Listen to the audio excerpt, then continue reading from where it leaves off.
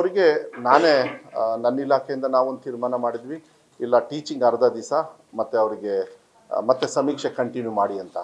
ಆಮೇಲೆ ಮಾನ್ಯ ಮುಖ್ಯಮಂತ್ರಿಗಳು ಮತ್ತು ಅಸೋಸಿಯೇಷನ್ಸ್ ಅವರು ಬಂದರು, ಅವರು ಭಾಳ ರಿಕ್ವೆಸ್ಟ್ ಮಾಡಿಕೊಂಡ್ರು ನಮಗೆ, ಇಲ್ಲ ಸರ್ ನಾವು ಚೆನ್ನಾಗಿ ಕೆಲಸ ಮಾಡಿರೋರಿಗಾದರೂ ರಜಾ ಬೇಡವಾ ಸರ್ ಅಂತ.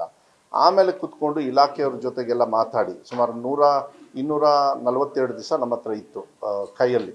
So 220 minimum R T actually ಅದಿದೆ. ಅದನ್ನೆಲ್ಲ ನೋಡಿದ್ರೆ ಬರೀ 9 ಕಮ್ಮಿ ಆಗುತ್ತೆ ಅಂದ್ಬಿಟ್ಟು ನಮಗೆ ಇನ್ನೂ ಕೂಡ, ಯಾಕೆಂದರೆ ಮುಂದೆ ಕೆಲಸಕ್ಕೆ ಬಂದು ಯಾವುದಕ್ಕೋ ಒಂದು ದಿವಸ ಹೆಚ್ಚು ಕಮ್ಮಿ ಆಗ್ಬೋದು, ಆದರೆ ಕಲಿಕೆಗೇನು ತೊಂದರೆ ಇಲ್ಲ ಅಂದಮೇಲೆ ಅಸೋಸಿಯೇಷನ್ಸ್ ಅವ್ರ ಹತ್ರ ಒಂದು ಕನ್ಫರ್ಮೇಷನ್ ತೊಗೊಂಡು ನಾನಿಂದ ನನಗೆ ಕೊಡಬೇಡಿ, ಯಾಕೆಂದರೆ ನನ್ನ ಇಲಾಖೆ ಅಲ್ಲ ಡಿಸಿಷನ್ ತೊಗೊಳ್ಳೋದು, ನಾವು ಬರೀ ಕೆಲಸ ಮಾಡ್ತೀವಿ ಅಷ್ಟೇ, ಮಾನ್ಯ ಮುಖ್ಯಮಂತ್ರಿಗಳಿಗೆ ಮನವಿಯನ್ನು ಕೊಡಿ. ನಾನು ಊರಲ್ಲಿದ್ದೆ, ಅಲ್ಲಿಂದ ವಿ ಸಿ ಮಾಡಿದರು ಪಾಪ ಮಾನ್ಯ ಮುಖ್ಯಮಂತ್ರಿಗಳು. PRS ಅವರು ಡೆಲ್ಲಿಯಲ್ಲಿದ್ದರು, ಅವ್ರು ಯಾಕೆಂದರೆ ಡೆಲ್ಲಿಯಲ್ಲಿ ನಮಗೆ ಕೆಲವು ನಮ್ಮ ಡಿಪಾರ್ಟ್ಮೆಂಟ್ ಕನೆಕ್ಟೆಡ್ಡು. ಬಟ್ CM ಅವ್ರು ಹೇಳಿದ್ರು, ಇಲ್ಲ ನೀವಿಬ್ಬರು ಇರಲೇಬೇಕು ಅಂತ ಹೇಳಿ VC ಯಲ್ಲಿ ಎಲ್ಲ ಕೂತ್ಕೊಂಡು ಮಾತಾಡಿ ಅವರು ಕೂಡ ಒಂದು ತೀರ್ಮಾನವನ್ನು ತಗೊಂಡು ಇದನ್ನು ಮಾಡಿದ್ರು. ಏನು VC ಯಲ್ಲಿ ಎಲ್ಲರಿಗೂ ರಜಾ ಕೊಡಿ, ಯಾಕಂದರೆ ಕಷ್ಟಪಟ್ಟಿದ್ದಾರೆ.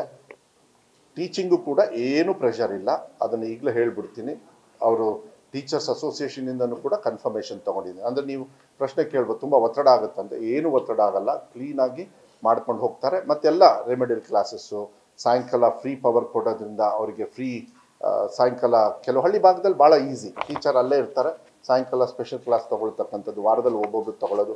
ಅದಕ್ಕೂ ಕೂಡ ಇನ್ನೂ ಹೆಚ್ಚು ಒತ್ತಡವನ್ನು ಟೀಚರ್ಸ್ ಯಾವ ರೀತಿ ನಾವು ಉಪಯೋಗ ಮಾಡ್ಕೋಬೋದು ಅದನ್ನು ಕೂಡ ನಾವು ಮಾಡ್ತಾಯಿದ್ವಿ. ಅದಕ್ಕೆ ನಾನು ಒಂದು ಕಡೆಗೆ 20 ಲಕ್ಷ ಕೊಡೋದು ಯಾರಿಗೂ ಒಂದು ಜೀವಕ್ಕೆ ನಾವು ಮಾಡಬಾರ್ದು, ಅಳತೆ ಮಾಡೋದಕ್ಕಾಗೋದಿಲ್ಲ. ಆದರೆ ಕರ್ತವ್ಯವನ್ನು ಇಂಥ ಸಂದರ್ಭದಲ್ಲಿ ಮಾನ್ಯ ಮುಖ್ಯಮಂತ್ರಿಗಳು ಘೋಷಣೆ ಏನು ಮಾಡಿದ್ದಾರೆ ಅದಕ್ಕೆ ಅವರಿಗೆ ಧನ್ಯವಾದಗಳನ್ನು ನಾನು ಹೇಳಲಿಕ್ಕೆ ಇಷ್ಟಪಡ್ತೀನಿ.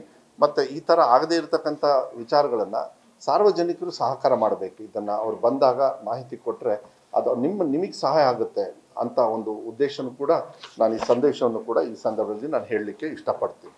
ಇದ್ರ ಜೊತೆಗೆ ಇವತ್ತು 2 ಘೋಷಣೆಯನ್ನು ನಾನು ಭಾಳ ಸಂತೋಷ ಆಗ್ತದೆ. ನೀವು ಕೇಳಿದಿರಿ KPS ಬಗ್ಗೆ ಒಂದು, ಇನ್ನೊಂದು 35 to 33 ಇವೆರಡು ವಿಚಾರಗಳನ್ನು ನಾನು ಮೇಯ್ನಾಗಿ ತಗೊಳ್ತೀನಿ. 2 ವಿಚಾರಗಳನ್ನು. ಒಂದು, ನಾವು ಸಾಕಷ್ಟು ಸಂದರ್ಭದಲ್ಲಿ ಚರ್ಚೆ ಆಯಿತು, 2 ವಿಚಾರಗಳನ್ನು ನೀವು ಕೇಳ್ತೀರಿ, ಅದರಲ್ಲಿ ಒಂದು ಮಾತ್ರ ನಾವು ಇವತ್ತು ಉತ್ತರ ಕೊಡ್ಬೋದು. 125ರಿಂದ 100ಕ್ಕೆ ತರ್ತೀರಾ ಲ್ಯಾಂಗ್ವೇಜ್ದು, ಅದು ಇನ್ನೂ ಚರ್ಚೆಯನ್ನು ಮನೆ ಮುಖ್ಯಮಂತ್ರಿ ಹಂತದಲ್ಲಿ ಮಾಡಬೇಕಾಗ್ತದೆ, ಪಬ್ಲಿಕ್ ಒಪಿನಿಯನ್ ಎಲ್ಲ ತಗೊಳ್ಬೇಕಾಗತ್ತೆ. ಅದು ಒಂದು ಭಾಗ. ಅದರದ್ದು ಈಗ ಸದ್ಯಕ್ಕೆ ನಾನೇನು ಹೇಳೋದಕ್ಕೆ ಹೋಗೋದಿಲ್ಲ. ಆದಷ್ಟು ಬೇಗ ಅದರದ್ದು ಕೂಡ ಇದೇ ಅಕಾಡೆಮಿಕ್ ಇಯರಲ್ಲಿ ಕ್ಲಾರಿಟಿ ಕೊಡ್ತೀವಿ. ಏನು ಅಂಥೇಳಿ ಗೊತ್ತಿಲ್ಲ ಅದನ್ನು, ಯಾಕೆಂದರೆ ಅದನ್ನ ಕರೆಕ್ಟಾಗಿ ಚರ್ಚೆ ಮಾಡಬೇಕು. ತೀರ್ಮಾನಗಳನ್ನು ತೊಗೊಳ್ಬೇಕಾದ್ರೆ ಹುಷಾರಾಗಿ ತೊಗೊಳ್ಬೇಕಾದ್ರೆ ಪ್ರಾಕ್ಟೀಸ್ಡು ಮತ್ತು ಅದನ್ನ ಚೇಂಜ್ ಮಾಡಬೇಕಾದ್ರೆ ಅದರಿಂದ ಎಷ್ಟು ಮಟ್ಟಿಗೆ ಸಹಕಾರ ಆಗುತ್ತೆ ಅಂತ. ಸೊ ಅದು ಒಂದು ಭಾಗ.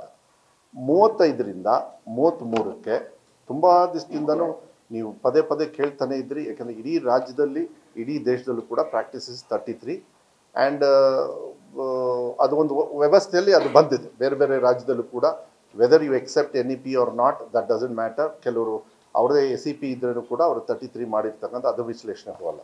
ನಾನು ಇದನ್ನು ಪಬ್ಲಿಕ್ ಡೊಮೈನಿಗೆ ಹಾಕಿದ್ವಿ. ನಾವು ಪಬ್ಲಿಕ್ ಡೊಮೈನಿಗೆ ಹಾಕಿದಾಗ ನಾವು ಒಂದು 15 ದಿವಸ ಅಂತ ಹೇಳಿದ್ವಿ, ಬಟ್ ಇನ್ನೊಂದು ಸ್ವಲ್ಪ ದಿವಸ ಕಾಯಿರಿ ಎಂದು 30 ದಿವಸ ನಾವು ಟೈಮನ್ನು ಕೊಟ್ಟಿದ್ವಿ. ಅದರಲ್ಲಿ ಕಿಶೋರ್ ಅವರೇ ಆ ನಂಬರ್ ಎಲ್ಲಿದೆ?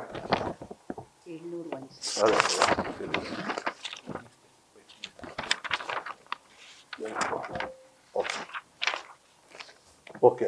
SSLC ಮತ್ತು PUC ಪರೀಕ್ಷೆ ಪಾಸ್ ಆಗ್ತಕ್ಕಂಥ ನಾವು ಒಂದು ಪಬ್ಲಿಕ್ ಒಪಿನಿಯನ್ ಎಲ್ಲ ತಗೊಂಡಾಗ 33 ಪರವಾಗಿ 701 ಬಂತು.